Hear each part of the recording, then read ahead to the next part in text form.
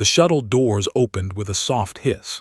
Maya Chen stepped onto Station Nexus 7 with a small bag over her shoulder and her heart beating fast in her chest. She was 17 years old, alone, and very far from Earth. The station was massive. Glass and metal curved around her in shapes that made no sense to human eyes. Lights floated in the air without any wires. Aliens of every size and color walked past her without a second look. Some had 4 arms. Some had scales. Some floated instead of walking. Maya had seen pictures before, but pictures did not prepare her for this. A robot guided her through the halls to the registration office. There, a tall creature with blue skin and no hair looked at her documents. His eyes were completely black, like deep space. "Maya Chen, human, Earth," he read in a flat voice. "You are the 3rd human to attend the Galactic Academy. You should feel honored." Maya nodded, but said nothing. She had learned that aliens did not like it when humans talked too much. The blue creature gave her a small device. "This will translate all languages for you. Your room is on level 42. Classes begin tomorrow. Do not be late." Maya found her room. It was small but clean. She sat on the bed and looked out the window at the stars. Somewhere out there, very far away, was Earth. Was her father looking at the same stars right now? Was her grandmother sitting in her garden thinking about her? She did not sleep well that night. The next morning, Maya walked into her first class. The room was huge, with seats arranged in a circle around a central platform. Every seat was filled with alien students. They all turned to look at her when she entered. The silence was heavy. Maya found an empty seat in the back and sat down quietly. The alien next to her was a Velthari. He was 8 feet tall with gray skin and muscles that looked like stone. He had 4 eyes, and all of them were looking at Maya with something like disgust. "A human," he said. His voice was deep like thunder. "I did not know they let animals into this school." Maya did not respond. She just opened her notebook and waited for the teacher. Professor Vrex entered the room. He was also a Velthari, but older. Scars covered his face and arms. One of his 4 eyes was missing, replaced with a mechanical one that glowed red. He had fought in wars that humans could not even imagine. "Welcome to Advanced Tactical Theory," he said. "In this class, you will learn how to think like a commander. You will learn how to win battles and wars. You will learn how to survive." He looked around the room. His mechanical eye stopped on Maya. "I see we have a human this year," he said. "Interesting. Humans are new to the galaxy. Your species discovered space travel only 150 years ago. Most species here have been among the stars for thousands of years." He paused. "Do not expect special treatment. If you cannot keep up, you will fail." Maya nodded. "I understand, Professor." The class began. Professor Vrex talked about famous battles from galactic history. He showed holographic images of fleets fighting in space, armies clashing on alien worlds. The other students answered his questions easily. They knew the names of ancient generals. They understood complex military formations. Maya understood very little. The names were strange. The tactics were based on weapons she had never seen. When Professor Vrex asked her a question, she could only shake her head. "As expected," the professor said. There was no cruelty in his voice, just disappointment. "Human, you will complete remedial simulations while the others do advanced work. Perhaps in a few months you will catch up." Some students laughed quietly. Maya felt her face grow hot, but she kept her expression calm. She had faced worse. In middle school, bullies had called her names every day. In high school, teachers had told her she would never amount to anything. She had proven them all wrong. She would prove these aliens wrong too. Over the next few weeks, Maya worked harder than she had ever worked before. She completed her remedial simulations during the day. At night, she studied galactic history until her eyes burned. She watched her classmates carefully, learning their names, their species, their strengths and weaknesses. There was Korath, the Velthari who had insulted her on the first day. He was proud and strong but slow to change his plans once he made them. There was Zilline, a Minosian female with silver skin and large purple eyes. Minosians were famous for their perfect memory. Zilline could remember every page of every book she had ever read. There were the Cathar, a group of 6 insect-like creatures who shared one mind. They always sat together, moved together, thought together. Their hive connection let them communicate without speaking. Maya wrote everything down in her old notebook. Back home, her father had given it to her before she left. "Write down what you see," he had said. "Write down what you learn. Knowledge is the best weapon." Her classmates ignored her. To them, she was just a primitive human, barely worth noticing. They did not see her watching them. They did not know she was learning. One day, Professor Vrex ran a war simulation. 2 teams fought over a virtual planet. Korath led one team. A Minosian named Drell led the other. Maya watched from the side, not allowed to participate. The battle was impressive. Ships flew in perfect formations. Soldiers followed orders without question. Every move was calculated, precise, beautiful. Korath won. His team cheered. Professor Vrex nodded with approval. But Maya saw something else. She saw 2 commanders who thought the same way, who followed the same rules, who would never do anything unexpected. She wrote in her notebook, "They are very good at the game, but what happens when someone does not play by their rules?" It was a question she would answer soon enough, but she did not know that yet. No one did. Outside the window, the stars burned cold and bright, and somewhere in the dark between them, danger was coming. 6 weeks had passed since Maya arrived at the academy. She still sat alone in class. She still completed her remedial simulations while others played complex war games. But she had stopped feeling sorry for herself. Instead, she focused on learning. That morning started like any other. Maya walked into the tactical theory wing and found her seat in the back. Professor Vrex stood at the front, explaining a famous naval battle from 3,000 years ago. The other students took notes on their digital tablets. Maya wrote in her paper notebook. Then the lights went out. For a moment, nobody moved. Emergency lights flickered on, painting the room in red. An alarm began to sound, loud and sharp. Professor Vrex raised his hand for silence. His mechanical eye glowed brighter as he accessed the station's security network. His expression changed. Maya had never seen fear on a Velthari face before, but she saw it now. "Lockdown protocol," he said. His voice was calm but tight. "Everyone stay where you are, do not move." Heavy metal doors slammed shut over the windows and exits. The sound echoed through the room like thunder. "Professor, what is happening?" Korath asked. The big Velthari stood up from his seat. "Are we under attack?" Before Professor Vrex could answer, an explosion shook the building. The floor trembled. Students screamed and grabbed their desks. Then came the gunfire. Professor Vrex moved fast. He pushed students away from the door just as something hit it from the outside. The metal bent inward but held. "Skorath Raiders," the professor said. His voice was now a growl. "They have breached the station." Maya felt ice in her stomach. She had heard of the Skorath. Everyone had. They were slavers who captured young aliens from wealthy families and sold them to the highest bidder. The students in this room came from the most powerful families in the galaxy. They were worth more money than Maya could imagine. Another explosion closer this time. Professor Vrex pulled a training weapon from the wall. It was designed for simulations, not real combat, but it was better than nothing. "Stay behind me," he ordered. "I will protect you." The door exploded inward. 3 Skorath soldiers rushed through the smoke. They were tall and thin, with gray skin that looked like leather. Their eyes glowed yellow in the darkness. They wore black armor and carried real weapons that hummed with deadly energy.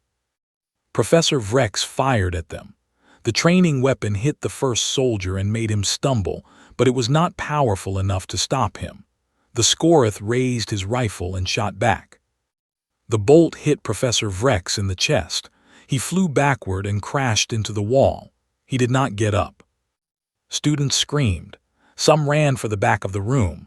Others froze in place, too scared to move. Maya dropped to the floor behind a desk. Her heart was beating so fast she could hear it in her ears. She watched the Scoreth soldiers enter the room. More came behind them. She counted 12 in total. The leader of the Scoreth was taller than the others. He had a scar across his face and metal teeth that flashed when he smiled. "Young ones," he said. His voice was like oil and rust. "Do not be afraid. Come with us quietly and no one else will be hurt. We only want to take you somewhere safe." Maya knew he was lying. The Scoreth did not take prisoners to keep them safe. They took them to sell. Korath stepped forward. Even though he was young, he was still a Velthari warrior. "We will not go with you," he said. "Our families will pay any ransom. There is no need for violence." The Scoreth leader laughed. "Ransom? No, no, you misunderstand. We do not want money from your families. We want you. All of you will bring a very good price at the markets." Korath roared and charged at the leader. It was brave but foolish. 2 Scoreth soldiers shot him before he could take 3 steps. He fell to the ground, unconscious but alive. "Anyone else?" the leader asked. "No, good. Now sit down and be quiet. We are waiting for our ship to dock. Then we will all take a little trip together." The students sat. Some were crying. Others stared at nothing, their minds unable to accept what was happening. The Cathar huddled together, their hive mind buzzing with fear. Maya sat with them, but her mind was working. She looked around the room. She counted the Scoreth soldiers again. 12. She noted their positions, their weapons, their armor. She looked at the doors, the vents, the emergency panels on the walls. She remembered her father's words. In any situation, no matter how bad, there is always something you can do. The question is whether you are smart enough to see it. Maya saw many things. She saw that the Scoreth expected them to sit and wait. They expected fear. They expected obedience. That was what prisoners always did. But Maya was not like the other students. She had grown up on Earth, where humans had spent thousands of years fighting each other. She had read books about guerrilla wars, about resistance fighters, about small groups defeating larger enemies through cleverness and courage. Her grandmother had survived the siege of Shanghai. Her grandfather had fought in the Pacific War. Her father had served in the military for 20 years. Fighting against impossible odds was in her blood. She opened her notebook and began to write. Not notes this time, a plan. The other students watched her with confusion.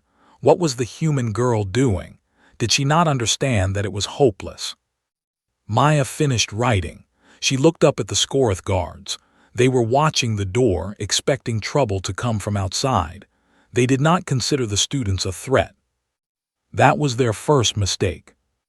Maya turned to Zilline, the Minosian girl with the perfect memory. "I need your help," she whispered. Zilline's purple eyes were wet with tears. "What can we do? They have weapons, we have nothing." Maya shook her head slowly. "We have this room, we have our skills, and we have something they do not expect." She paused. "We have me."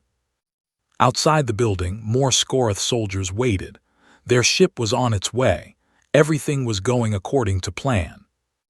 They had no idea that the plan was about to change.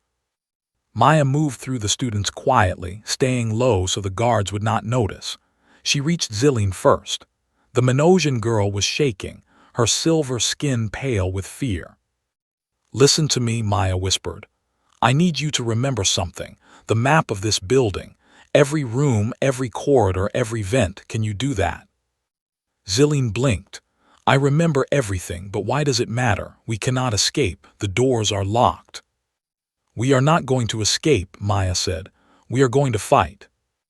Zilline stared at her like she had gone crazy. "Fight? With what? They have real weapons, we have nothing." Maya pointed to a cabinet on the wall. Training weapons. They are designed to cause pain but not kill. If we increase their power, they can knock someone unconscious. She pointed to another panel.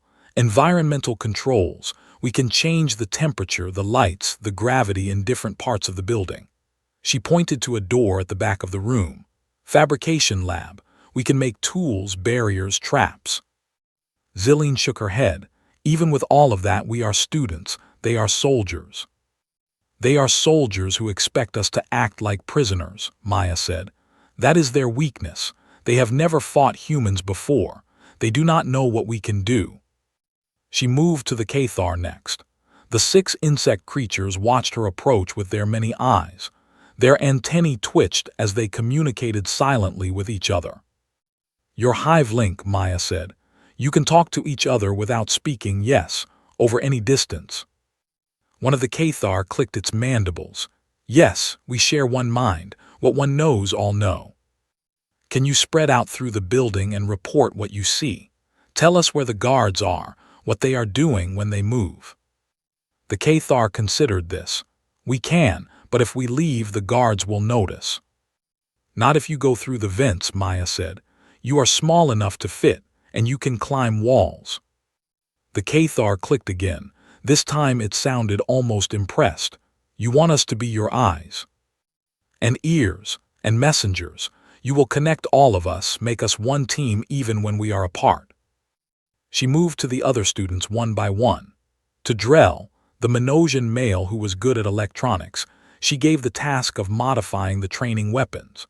To a young Velthari named Kess, who was smaller and faster than Korath, she assigned the job of moving through maintenance shafts to set up ambush points. To 3 students from different species, she gave control of the environmental systems. At first they resisted. This is not how things are done, Drell said. We should wait for rescue. Station security will come. Station security is fighting raiders all over the station, Maya replied. The communications are jammed. Help might come in an hour. It might come in a day. We cannot wait. But there are rules, another student said. Protocols. We should negotiate. Offer to cooperate in exchange for safety. Maya looked at him coldly. The Scorath sell slaves. They do not negotiate. If we cooperate, they will take us. If we wait, they will take us. Our only choice is to fight or to be slaves. I choose to fight. Slowly, the students began to listen. Not because they believed in her plan, because they had no better option. Korath woke up while Maya was explaining. His body was sore from the stun bolt, but his pride was hurt more. He looked at Maya with anger. You think you can lead us, he demanded. You are human, you know nothing about war. Maya did not back down. I know that war is not about following rules, it is about winning. Your way of fighting is beautiful and precise, but it only works when your enemy fights the same way. The Scorath do not care about honor, they care about profit. We need to hurt them, confuse them, make them afraid. That is something humans understand very well. Korath was silent for a long moment, then he asked a question. What do you need me to do? Maya felt a small spark of hope. I need you to be bait. The Cathar slipped into the vents one by one. They spread through the building like a nervous system, their hive mind linking them together. Within minutes, Maya knew exactly where every Scorath soldier was standing. 12 soldiers total. 4 guarded the main classroom where the students were held. 4 more waited at the building exits. 3 patrolled the corridors. 1, the leader with the metal teeth, sat in Professor Vrex's office, talking on a communicator. Maya drew a map in her notebook. She marked every enemy position. Then she began to plan. The Scorath expect us to stay in one place, she said. They expect us to be scared and helpless, so we will give them something else. We will make them think we are everywhere. We will make them chase ghosts. And when they split up to hunt us, we will hunt them instead. Zillion looked at the plan. Her perfect memory took in every detail. This is insane. This goes against everything we learned in tactical class. Good, Maya said. That means they will not expect it. She turned to face all the students. Their eyes were on her now, alien eyes of every color, watching a small human girl who had no right to lead them. "I will not lie to you," she said. "This will be dangerous. Some of us might get hurt, but if we do nothing, we will all be taken. I would rather fight and lose than surrender without trying." She paused. "Who is with me?" One by one, hands rose. Claws, tentacles, wings. Korath raised his massive fist last. His 4 eyes met her too. "Lead the way, human," he said. Maya nodded. She picked up a modified training weapon and checked its power. Then she opened the vent at the back of the room. "Phase 1 begins now," she said. "Let us show them why they should never have come here." She climbed into the darkness. The others followed. The Scorath had no idea what was coming. The first Scorath soldier heard a noise in Corridor 7. It sounded like footsteps, many of them, running away. He reported it to his commander and went to investigate. He found nothing. The corridor was empty, but he could hear sounds coming from the room at the end.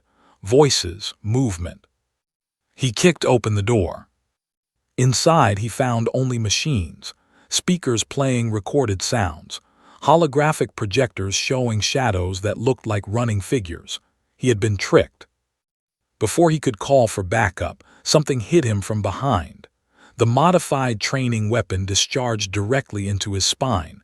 Pain exploded through his body. He fell to the floor, unable to move.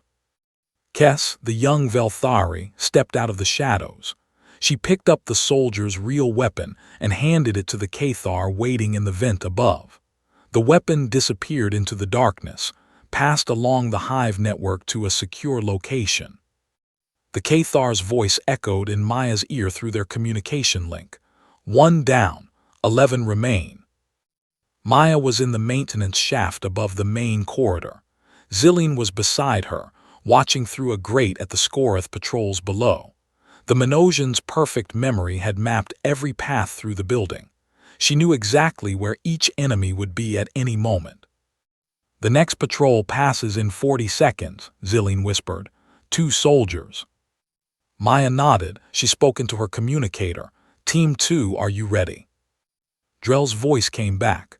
"Ready. Environmental controls are set." "Execute on my signal." The 2 Scorath soldiers walked past the grate. They were talking to each other in their harsh language, complaining about the boring job of guarding students. They did not look up. "Now," Maya said. The lights in the corridor died. At the same moment, the temperature dropped 30 degrees. The Scorath stumbled, surprised by the sudden darkness and cold. Their species came from a hot planet. Extreme cold confused their senses. 2 shapes dropped from the ceiling. Korath and another Velthari student hit the soldiers before they could react. The training weapons fired twice. 2 more Scorath fell. 3 down, the Cathar reported. 9 remain. In Professor Vrex's office, the Scorath commander was getting angry. His soldiers were disappearing one by one. Communications were confused. Reports made no sense. Someone said they saw students in the East Wing. Someone else said they saw them in the West. The thermal scanners showed heat signatures everywhere and nowhere. "They are just children," he snarled into his communicator. "Find them and stop them."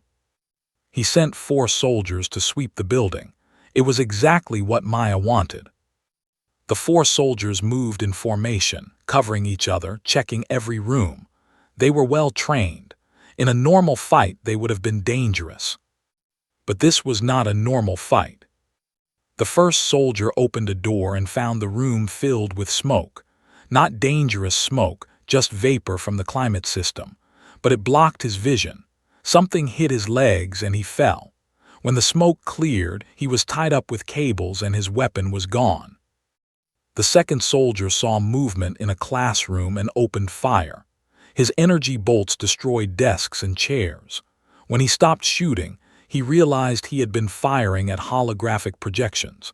A real student was behind him. He felt the training weapon against his neck before everything went black. The third and fourth soldiers stayed together. They were smart. They covered each other's backs. They did not fall for the tricks. Maya watched them through the Cathar's eyes. She smiled. "Korath," she said, "time for Phase 3. Korath walked into the corridor in front of the two soldiers. He was unarmed. His hands were raised. "I surrender," he said loudly. "Please do not shoot. I will come quietly." The Scorath soldiers looked at each other. This was more like it. This was how prisoners were supposed to act. "Down on your knees," one of them ordered. Korath kneeled. The soldiers approached him, weapons ready. They did not see the grate in the ceiling open behind them. Maya dropped onto the first soldier's back. Zilline dropped onto the second. The training weapons fired at point-blank range. Both soldiers collapsed. Korath stood up. He looked at Maya with new respect. "Surrender and then attack. No Velthari would ever do such a thing. It goes against our code of honor." "Humans do not have a code of honor in war," Maya said. "We have a code of survival, whatever works." 7 down, the Cathar reported. 5 remain. The commander is still in the office. 4 soldiers guard the exits. Maya checked her weapon. The power cell was getting low. They had captured several real Scorath weapons, but she did not want to use lethal force unless absolutely necessary. Killing the soldiers would make the commander desperate. Desperate enemies made mistakes, but they also became more dangerous. "Phase 4, she said, "the sacrifice play." 3 students volunteered. They walked toward the main exit with their hands raised, pretending to be scared, pretending to give up. The Scorath guards at the exit grabbed them roughly and pushed them to the ground. "Finally some sense," one guard said. "Where are the others?" "Hiding," one of the students said, crying convincingly. "Please do not hurt us. We will tell you where they are." The guards called the commander. He ordered them to bring the prisoners to his office for questioning. 2 guards escorted the 3 students. 2 remained at the exit. Inside the commander's office, the 3 students were pushed to their knees. The commander looked at them with his glowing yellow eyes. "Tell me where the others are hiding," he demanded. One student sobbed and pointed toward the back of the building. "The fabrication lab. They are making weapons." The commander smiled with his metal teeth. "Good, very good." He spoke into his communicator. "All units converge on the fabrication lab. End this now." The 2 guards from the exit rushed toward the back of the building. The 2 guards in the office followed. For just a moment, the commander was alone with 3 crying students. The crying stopped. The students moved fast. They had been hiding small tools in their clothes, pieces of metal from the fabrication lab. They were not weapons, but they were enough. One student jammed a piece of metal into the commander's communicator, destroying it. Another knocked his weapon away. The third hit him in the knee, making him fall. The commander roared and grabbed one student by the throat. He was still strong, still dangerous. But before he could do more, Maya burst through the door. Her training weapon was set to maximum power. She fired 3 times. The commander's body jerked with each hit. He released the student and collapsed unconscious. Maya looked at the volunteers. "Are you okay?" They nodded, shaking but smiling. 9 down, the Cathar reported. 3 remain. The last 3 Scorath soldiers realized they had been tricked. They ran back toward the main exit, hopping to escape. But the environmental team had sealed the doors. The corridor behind them was filled with freezing mist, and in front of them stood 20 alien students, armed with training weapons and captured Scorath rifles. Korath stepped forward. "Surrender," he said, "or we will make you." The soldiers dropped their weapons. Maya felt her legs go weak. She leaned against the wall and closed her eyes. It was over. They had won. Station security finally breached the lockdown 3 hours later. When they stormed into the tactical theory wing, weapons ready, they expected to find dead bodies or hostages. Instead, they found something that made them stop in confusion. 12 Scorath soldiers sat against the wall, bound tightly with cables from the fabrication lab. Their weapons were stacked neatly in a corner. Their armor had been removed. Some were still unconscious. Others stared at nothing, their eyes empty with shock. In the center of the room, alien students from a dozen different species worked together. Some treated wounded classmates with medical supplies from the emergency kits. Others guarded the prisoners. A few were even bringing water to the captured Scoreth, making sure they did not suffer too much. And in the middle of it all stood a small human girl with a paper notebook in her hand. The security commander, a large creature with gray scales and 6 arms, approached her slowly. "You are the human student, Maya Chen." Maya nodded. She was tired, so tired, but she stood straight and met his eyes. "You did all this?" the commander asked. He looked around at the bound soldiers, the organized students, the calm order in the middle of what should have been chaos. Students defeated trained Scoreth raiders. "We worked together," Maya said simply. "Everyone played their part." Behind her, Koreth stepped forward. The big Velthari's clothes were torn and he had bruises on his face, but he stood proudly. "She led us," he said. "The human. She saw what we could not see. She made us believe we could win." The security commander stared at Maya for a long moment. Then he shook his head slowly. "I have served on this station for 40 years. I have never seen anything like this." Over the next few hours, the station slowly returned to normal. The Scoreth raiders who had attacked other parts of Nexus 7 were captured or killed. The diplomatic summit was canceled. Parents and diplomats flooded in from across the galaxy, desperate to see their children. Maya sat alone in the classroom while the chaos swirled around her. She was writing in her notebook, recording everything that had happened while it was still fresh in her mind. Her hands were shaking slightly, but her writing was clear. Professor Vrex found her there. The old Velthari had been treated for his wounds and was walking with help from a medical robot. His mechanical eye glowed softly as he lowered himself into a chair beside her. "I heard what you did," he said. His voice was rough but not unkind. "I would like to understand. How did you think of these tactics? They go against everything I have taught in this class." Maya closed her notebook. She looked at the professor with tired eyes. "My grandmother survived the siege of Shanghai," she said. "She was a young woman when enemy soldiers surrounded her city. No food, no weapons, no hope, but the people did not give up. They fought with whatever they had. They tricked the enemy, confused them, wore them down. It took months, but they survived." She paused. "My father was a soldier. He taught me that strength is not everything. Sometimes the smaller force wins because they are smarter, faster, more willing to take risks. He said that humans learned this lesson the hard way, through thousands of years of fighting each other." Professor Vrex was silent. His 4 eyes studied her face. "The species out here in the galaxy have been peaceful for a long time," Maya continued. "They have rules for everything, even war, but humans, we never had that luxury. We fought for survival since we lived in caves. We learned that the only rule in a fight is to win. Everything else is just tradition." "That is a brutal philosophy," the professor said. "Yes," Maya agreed. "It is. I'm not proud of it, but today it saved lives." Professor Vrex nodded slowly. "I have lived through many battles.